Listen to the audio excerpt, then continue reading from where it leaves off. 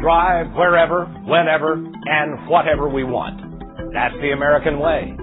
But there's mounting proof that our love affair with the car threatens our national security and the health of our planet. Common sense would dictate that we demand alternatives and consider new possibilities like cars that run not just on gasoline, but on water. Tonight in Project Energy, David Schechter says we have the technology, we just need the help to use less oil. Now, what we need is a plan. Everyone who knows the inventor inside this garage says he's a genius.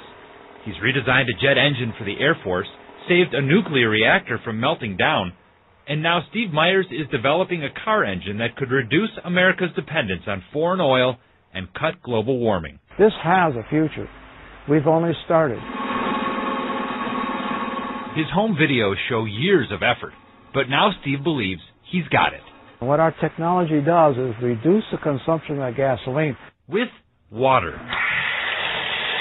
Steve's process modifies tap water into a powerful fuel, which he says can improve fuel efficiency and reduce exhaust. It's environmentally the right choice. It might be a long shot, but something's got to be done. The world consumes an Olympic-sized swimming pool full of oil every 15 seconds. That's nearly 250 times in an hour.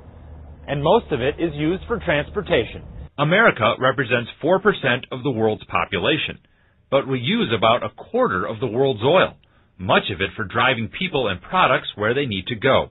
In this country, transportation accounts for almost 70% of all the oil we use. You win the energy war by addressing transportation. Matt Simmons leads the world's largest energy investment bank based in Houston. It's the single most important issue facing the world over the next 50 years. So what can we do about it? We've got to get deadly serious about fuel efficiency. Randy Udall spoke to Don Shelby. Udall is a leading advocate for renewable energy and efficiency based in Aspen, Colorado. He says we can improve our gas mileage by using the technology we have today. We know how to make vehicles now that get 40, 50, 60, 70, 80 miles to the gallon. They don't need to be small. They don't need to be unsafe.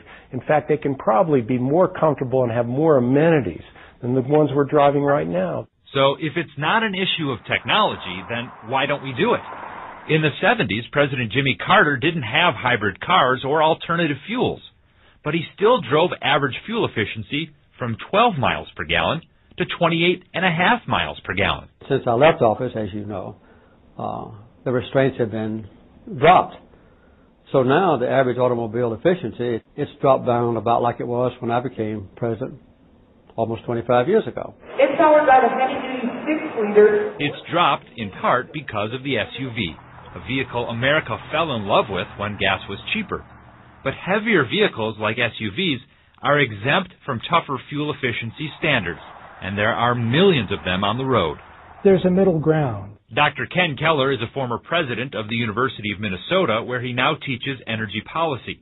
He says it is about fuel efficiency, but people also need to use less gas by combining errands, sharing rides, or using mass transit. I don't think that we can live with total license, that we can do anything we want and continue to do more of it. But I don't think that what we're talking about is a future in which we totally change our lifestyle. This is not Jimmy Carter's "we're all going to suffer." Traditionally, green issues belong to Democrats, but not anymore.